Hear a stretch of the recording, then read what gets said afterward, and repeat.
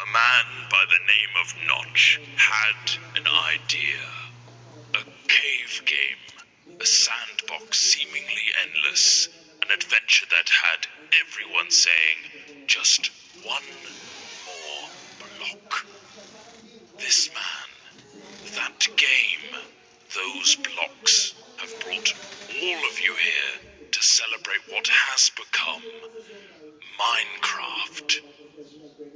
It began as a simple idea. Sorry. But you should use the old logo because it's a bit more evolvey, I guess. Right, fine.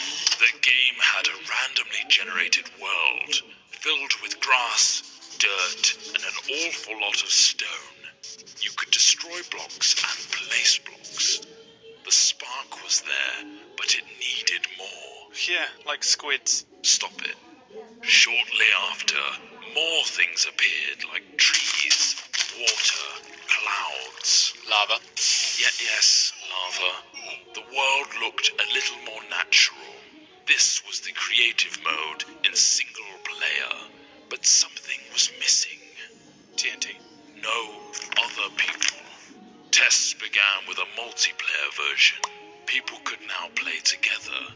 New items and blocks were also added.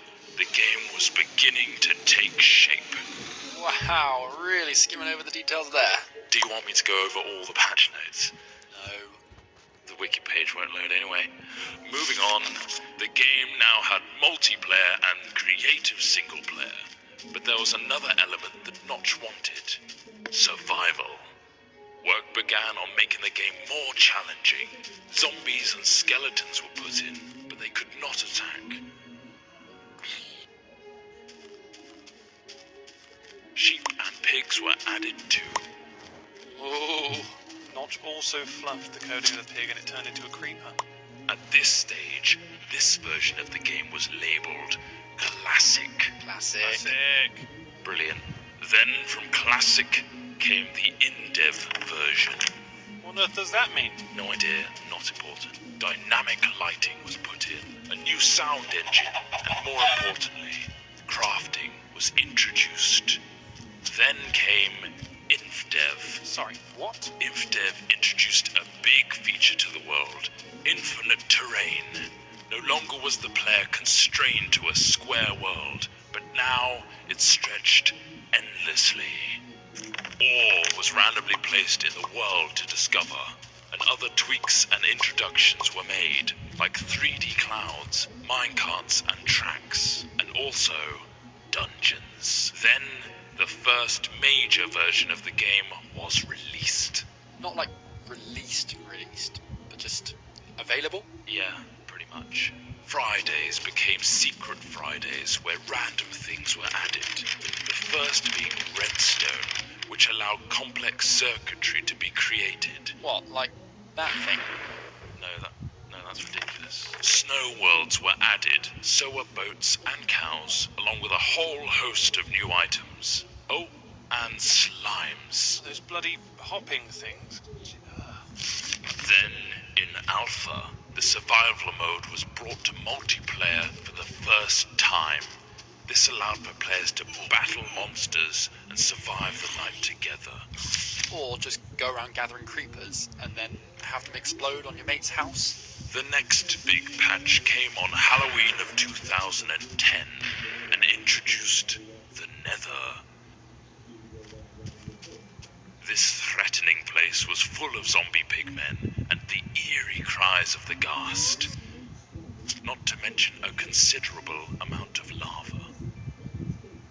The game hit beta. Ta-da! Lots of new things were added in beta, like dispensers, note blocks, cake, redstone repeaters, and beds. The lighting also got a smooth upgrade. Wolves were now on the prowl, and you could tame one as a pet with a stash of bones. Weather was introduced, including snow, lightning storms, and rain. Oh, look how cute that wolf is shaking off the rain. Oh, We finally found ourselves in 1.6 with the introduction of maps. A new way to navigate the endless blocks of Minecraft here. things got pushy in 1.7 with pistons, leading to some clever contraptions. 1.8 gave vastly improved combat mechanics, allowing the player to sprint, draw back their bow, and land critical hits on their enemies. A new terrain generator was added, along with quirky NPC villages and mighty strongholds. And now comes the end. A true challenge awaits you in this unforgiving realm. But that is something you'll have to discover for yourself. The next page is yours.